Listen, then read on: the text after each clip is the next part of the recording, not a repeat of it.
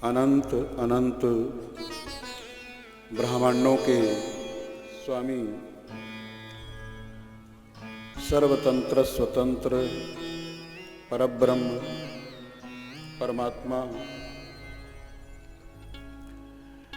जो कि निर्गुण है, निराकार है, निष्पक्ष है, समदर्शी है, सर्वव्यापक है, वो परमात्मा। उसका कोई नाम नहीं है, उसका कोई रूप नहीं है। लेकिन भाई वही निर्गुण निराकार परब्रह्म परमात्मा जिसका कोई नाम नहीं है, जिसका कोई रूप नहीं है,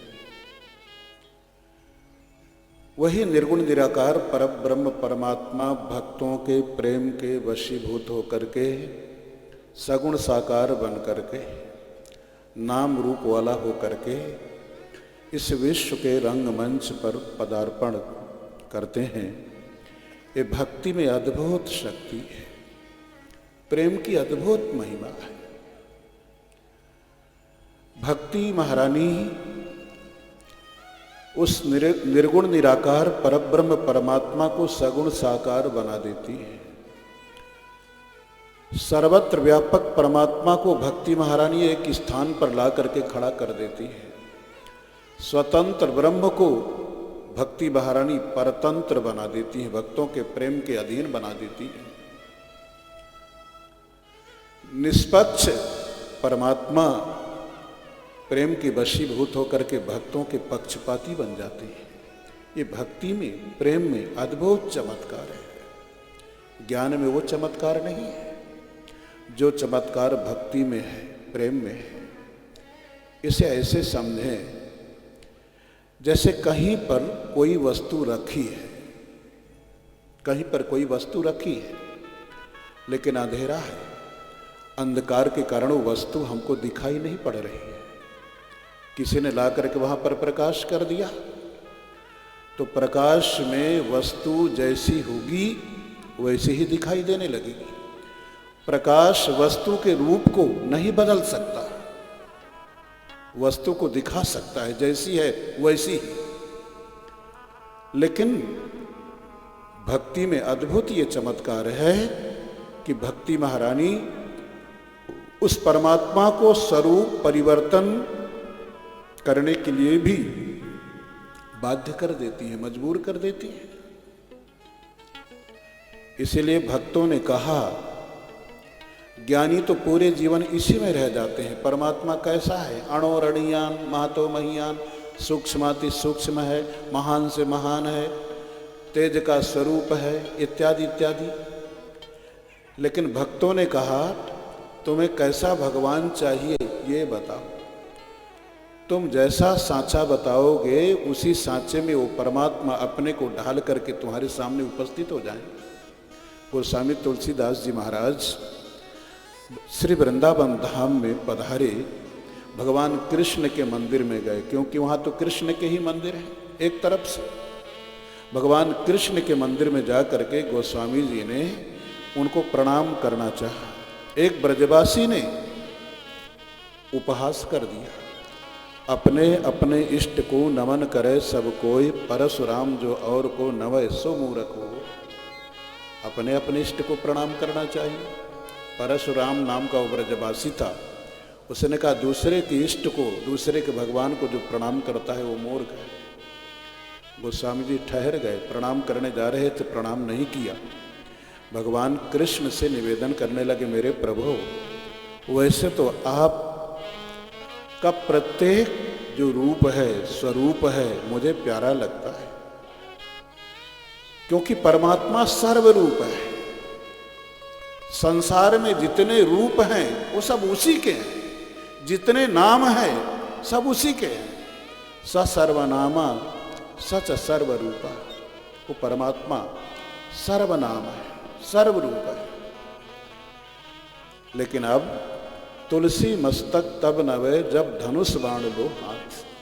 मेरे प्रभु, अगर आप बंशी को फेंक करके अपने हाथ में धनुष बाण धारण कर लेते तो कितना अच्छा होता।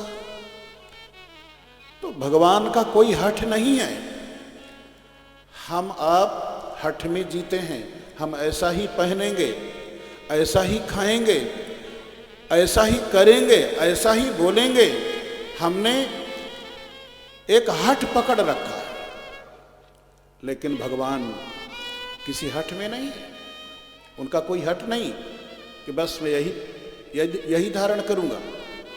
भक्त ने कहा, गोस्वामी जी ने कहा, वंशी को फेंक करके धनुष बाण धारण कर लीजिए, और भगवान ने वंशी को फेंका, धनुष बाण को धारण कर लिया।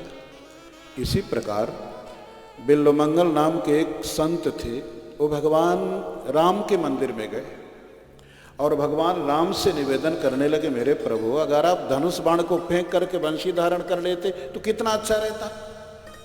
भगवान ने धनुष बाण को फेंक दिया, वंशी को धारण कर लिया। यानी भक्त जैसा सांचा बताए उसी सांचे में भगवान अपने को ढाल करके उसके सामने आ जाते हैं। सोचिए, ऐसा परमात्मा कहां मिलेगा। कल आप सुन रहे थे बहुत सुंदर भगवान के जन्म का प्रसंग। मथुरापुरी में वो अनंत कोटि ब्रह्मांड नायक परब्रह्म परमात्मा कंस के कारागार में वसुदेव देवकी के पुत्र के रूप में जन्म लेते हैं। हथकड़ी बेड़ी से जकड़े थे वसुदेव जी, लेकिन जैसे ही भगवान प्रकट हुए हथकड़ी बेड़ी कट करके अपने आप गिर पड़ी। जीव का माया का बंधन कब तक रहता है? जब तक हमारे जीवन में परमात्मा का पदार्पण न हो जाए।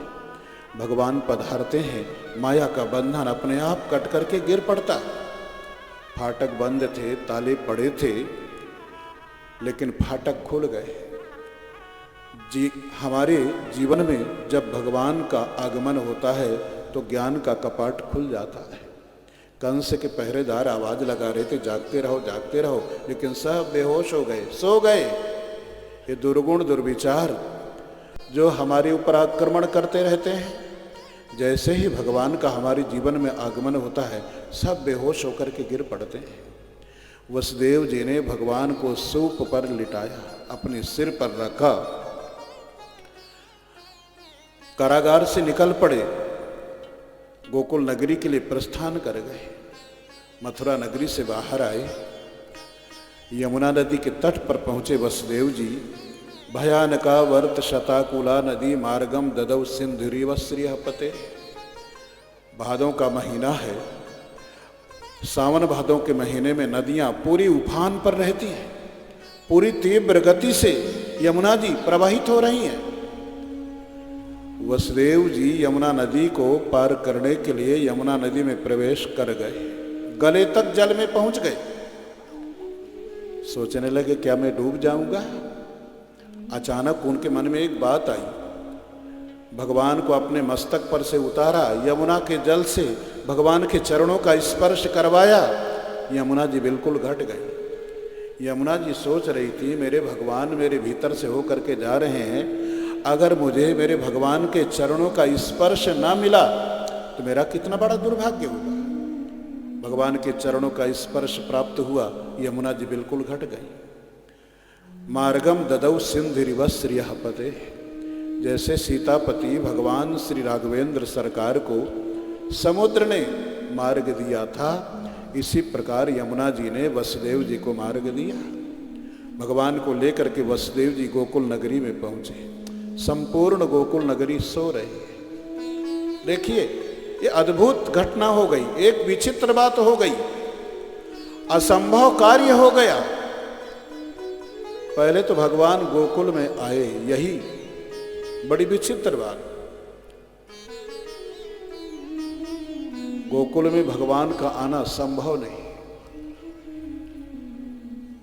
परमात्मा इंद्रियों का विषय नहीं है। उपनिषद कहते हैं अशब्दमस्पर्शमरूपमव्ययम तथा रसम नित्यमगंधवच्चयत। वो परमात्मा शब्द का विषय नहीं है, स्पर्श का विषय नहीं है, रूप का विषय नहीं है, रस का विषय नहीं है, गंध का विषय नहीं, यानी नेत्र उसे देख नहीं सकते, कान उसे सुन नहीं सकते, हाथ उसका स्पर्श नहीं कर सकते, क्योंकि निर्गुण निराकार है, इंद्रियों से अगोचर है वो परमात्मा। लेकिन आज वही परमात्मा कहाँ आए? गोकुल में आए। इंद्रियां जिनका स्पर्श नहीं कर सकती, वही परमात्मा आज इंद्रियों के समूह में आ गए। गोकुल का अर्थ ही है, गो माने इंद्रियां, कुल माने समूह। इंद्रियों के समूह यानी गोकुल में वो भगवान पधारे। विचित्र बात, संपूर्ण गोकुल नगरी सो रही है, सोने वालों के बीच में भगवान का आगमन हुआ। संसार में सर्वश्रेष्ठ और सबसे दुर्लभ वस्तु परमात्मा सोने वालों के बीच में आए।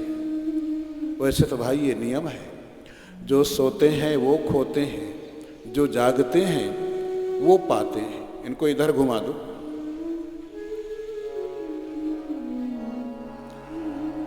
जो सोवत है सो खोवत है, जो जागत है सो पावत है। जो सोवत है सो खोवत है, जो जागत है सो पावत है।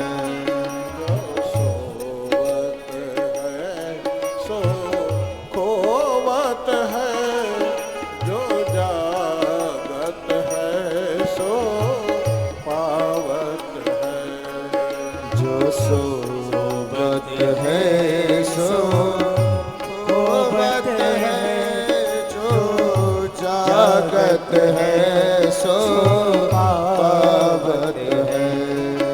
उठ जाग मुसाफिर भोर भयो, उठ जाग मुसाफिर भोर भयो। अब रैन कहाँ जो सोवत है, अब रैन कहाँ जो शोभत है।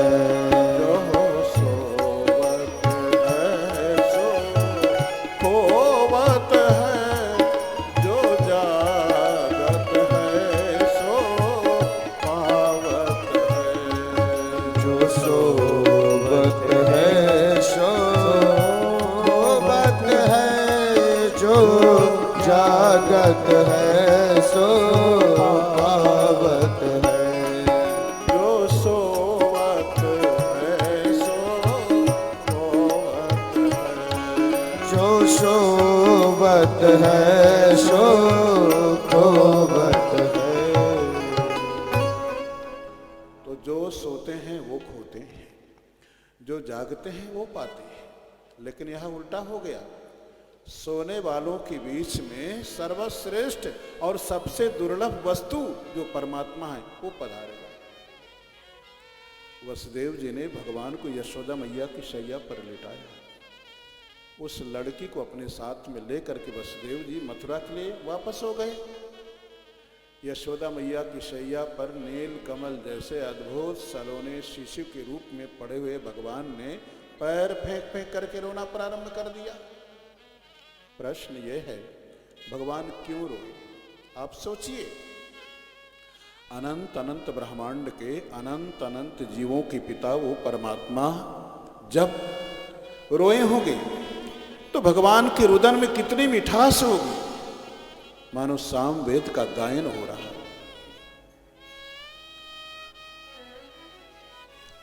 प्रश्न यह है, भगवान क्यों रोए? अनेक कारण हो सकते हैं। एक कारण तो ये, भगवान ने सोचा जिनके बीच में चल करके मैं इतनी दूर से आया वो सब इतने सोने वाले मिले, इतने सोने वाले, कोई मेरा स्वागत सत्कार भी नहीं कर रहा है। अगर जीव की मोह रूपी निद्रा को समाप्त करने के लिए भगवान को रोना पड़ जाए तो रो करके भी भगवान जीव की मोह निद्रा को समाप्त करते हैं। ये जीव किसी प्रकार जगे तो सही। भगवान के रोने का एक कारण और हो सकता है, इसलिए रोए भगवान कि एक भक्त मुझे छोड़ करके और माया को लेकर के चला गया। वसुदेव जी भगवान को यहाँ छोड़ करके उस लड़की को लेकर के गए जो कि साक्षात माया। गोपियां जग गईं, दौड़ करके देखा यशोदा मैया की शैया पर अद्भुत बालक है, नील कमल जैसा सलोना सुंदर अद्भुत बालक है।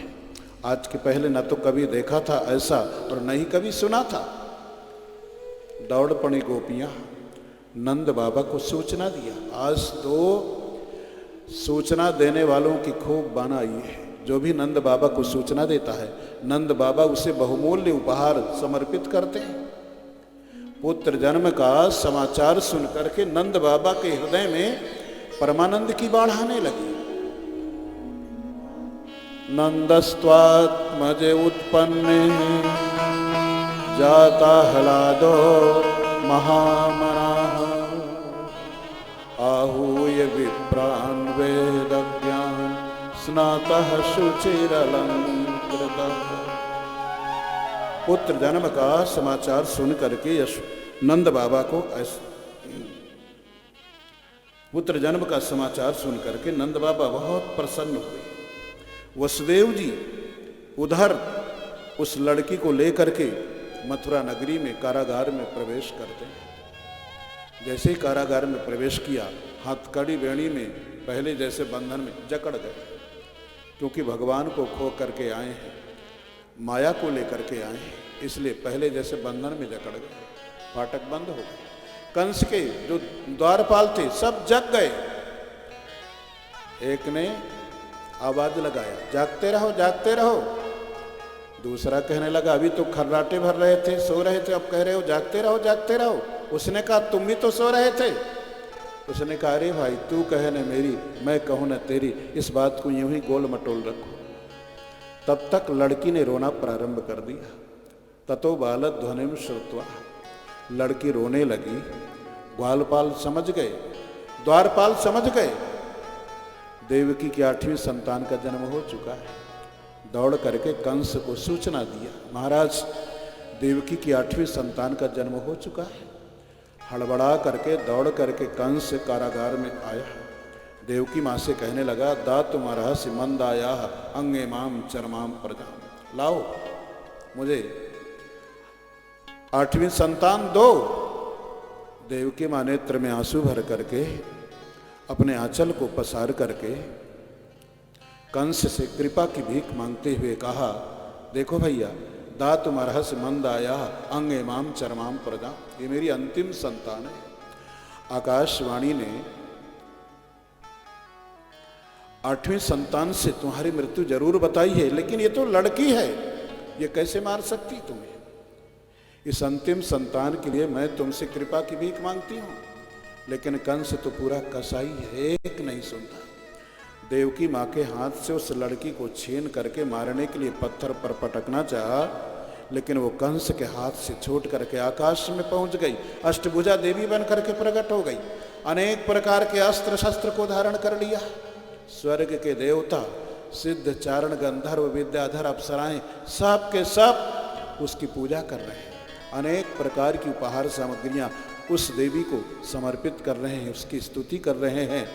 वही देवी विंध्याचल में जाकर के प्रतिष्ठित हुई। उस अष्टभुजा देवी ने आकाश मंडल से कंस को लक्ष्य करके कहा, किम मया हत्या मंदे जाता खलु तवांतकृत। अरे मूर्ख, मुझे मारने से क्या होगा? तुझे मारने वाला तो गोकुल में पैदा हो चुका है। कंस ने जब ये सुना तो वसुदेव देवकी के चरणों में गिर पड़ा, उनसे क्षमा मांगने लगा। मैंने तुम्हारी सभी संतानों को समाप्त कर दिया। कान लोकान वही गमिष्यामि, छोटे छोटे बच्चों की हिंसा करने के कारण न जाने कौन से नरक में मुझे जाना पड़ेगा। आज तक मैं समझता था मनुष्य ही असत्य बोलते हैं, लेकिन आज मुझे मालूम पड़ा दैवमप्यनृतम वक्ति, ये देवता भी असत्य बोलते हैं। देवताओं ने मुझसे असत्य बोल करके पाप कर्म करवाया। अगर अच्छा काम हो जाए तो सारा यश अपने को देते हैं, हमने किया। और अगर गलत काम हो जाए तो देवताओं ने करवाया, भगवान ने करवाया, सारा दोष देवताओं पर, भगवान पर आरोपित कर देते हैं। कंस वसुदेव देवकी को समझाने लगा, इस संसार में किसी का किसी से हमेशा हमेशा के लिए संजोग नहीं रहता। संजोग होता है उसके बाद वियोग अवश्यम भावी है। वसुदेव देवकी को कारागार से मुक्त करके कंस ने उनको उनके घर भेज दिया। सवेरा हुआ, कंस ने अपने सभी मंत्रियों को एकत्र करके रात्रि वाली घटना सुनाई। मेरा शत्रु गोकुल में पैदा हो चुका है, उसे कैसे समाप्त किया जा सकता है। कंस के जो दुष्ट मंत्री थे कहने लगे, महाराज आपको चिंता करने की जरूरत नहीं है, देवता तो पहले ही आपके सामने पराजित हो चुके हैं। किम क्षेम शूरैर विबुधई असंजुग विकथ नहीं। देवता एकांत में अकेले में डींग मारने वाले आपके सामने पहले ही पराजित हो चुके हैं।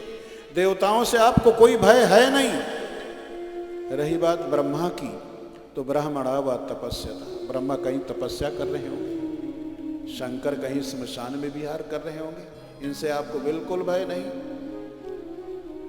अगर आपको भय है तो केवल विष्णु से भय है। मूलम ही विष्णुर्देवा नाम यत्र धर्मः सनातनः। देवताओं में सर्वश्रेष्ठ है विष्णु, और विष्णु को समाप्त करने का उपाय है सनातन धर्म को नष्ट कर दिया जाए। आप हमको आदेश करो, हम सनातन धर्म को नष्ट किए देते हैं, विष्णु अपने आप समाप्त हो जाएगा। विप्रा गावश्च वेदाश्च तपः सत्यम दमः क्षमा श्रद्धा दया तितिक्षा च कर्तवश्च हरेस्तनु। ब्राह्मण गाय, वेद, तपस्या, सत्य, इंद्रियों का संयम, श्रद्धा, दया और सहनशीलता, यज्ञ, यही सनातन धर्म के स्वरूप है। हम इनको नष्ट कर देंगे, विष्णु अपने आप समाप्त हो जाएगा।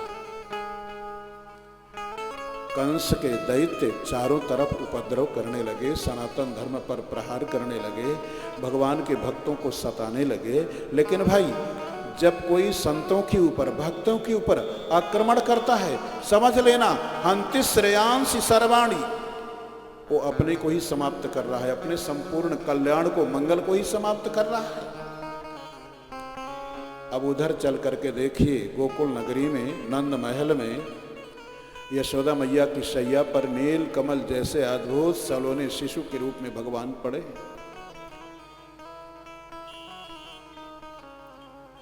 गोपियों को ने जैसे ही लाला का दर्शन किया, नंद बाबा को सूचना दी। पुत्र जन्म का समाचार सुन करके नंद बाबा के हृदय में परमानंद की बाढ़ आने लगी। नंदस्त्वात्मज उत्पन्ने जाता हलादो महामना आहूय विप्रान वेदज्ञान स्नातः शुचिरलंकृतः स्नातः शुचिरलंकृतः। पुत्र जन्म का समाचार सुन करके नंद बाबा को ऐसा लगा मेरे यहाँ पुत्र नहीं बल्कि साक्षात परमानंद का आगमन हुआ है। नंद बाबा के हृदय में आनंद की बाढ़ आ रही है। स्नान करते हैं नंद बाबा, बड़े सुंदर सुंदर वस्त्र आभूषणों को धारण करते हैं। वेद के ज्ञाता विद्वान ब्राह्मणों को नंद बाबा ने बुलाया। ब्राह्मणों ने आकर के स्वस्ति वाचन किया, वेद मंत्रों का उच्चारण किया, जात कर्म संस्कार करवाते हैं। नंद बाबा के द्वारा वो ब्राह्मण देवताओं का, पितरों का पूजन करवाते हैं।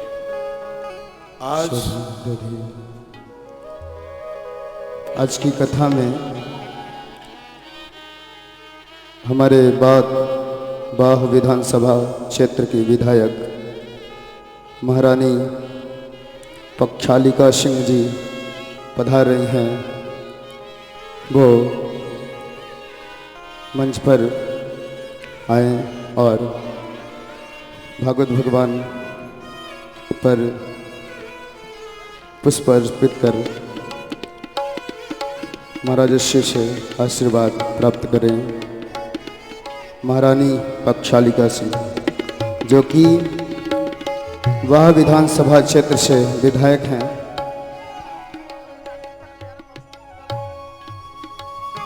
और कहते हैं कि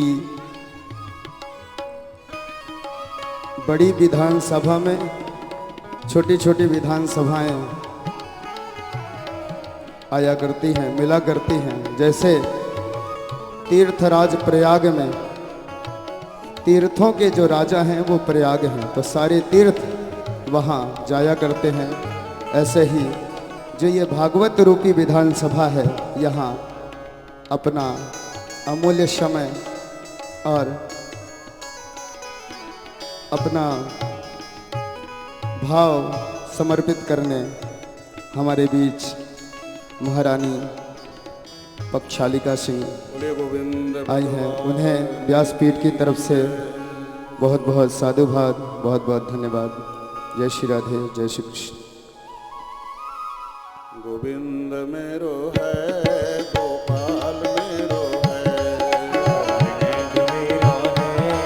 गोपाल मेरो है, गोविंद मेरो है, गोपाल मेरो है, गोविंद मेरो है, गोपाल मेरो है, श्री बांके बिहारी नंदलाल मेरो है, श्री बांके बिहारी नंदलाल मेरो है, श्री बांके बिहारी नंदलाल मेरो है, श्री बांके बिहारी नंदलाल मेरो है, गोविंद मेरो है, गोपाल मेरो है, गोविंद मेरो है, गोपाल मेरो है, गोविंद मेरो है, गोपाल मेरो है, गोविंद मेरो है, गोपाल मेरो है, श्री बांके बिहारी नंदलाल मेरो है, श्री बांके बिहारी नंदलाल मेरो है, श्री बांके नंदलाल मेरो है, श्री बांके बिहारी नंदलाल मेरो है, गोविंद मेरो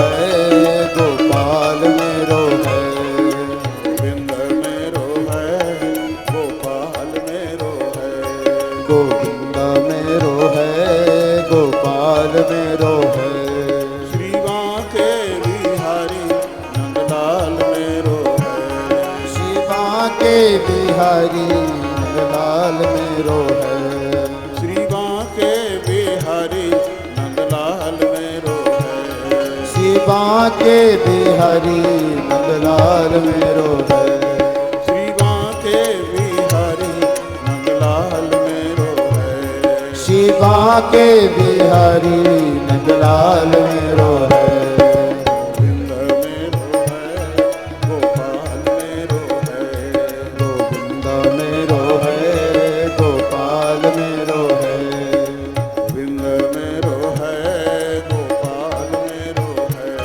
गोविंद मेरो है, गोपाल मेरो है, श्री बांके बिहारी नंदलाल मेरो है, श्री बांके बिहारी नंदलाल मेरो है, श्री बांके बिहारी नंदलाल मेरो है, श्री बांके बिहारी नंदलाल मेरो है, गोविंद मेरो है, गोपाल मेरो है, गोविंद मेरो है, गोपाल मेरो है, गोविंद मेरो है, गोपाल मेरो है, गोविंद मेरो है, गोपाल मेरो है, गोविंद मेरो है, गोपाल मेरो है, गोविंद मेरो है, गोपाल मेरो है, गोविंद मेरो है, गोपाल मेरो है, गोविंद मेरो है, गोपाल मेरो है, गोविंद मेरो है, गोपाल मेरो है, गोविंद मेरो है, बांके बिहारी नंदलाल मेरो है, श्री बांके बिहारी नंदलाल मेरो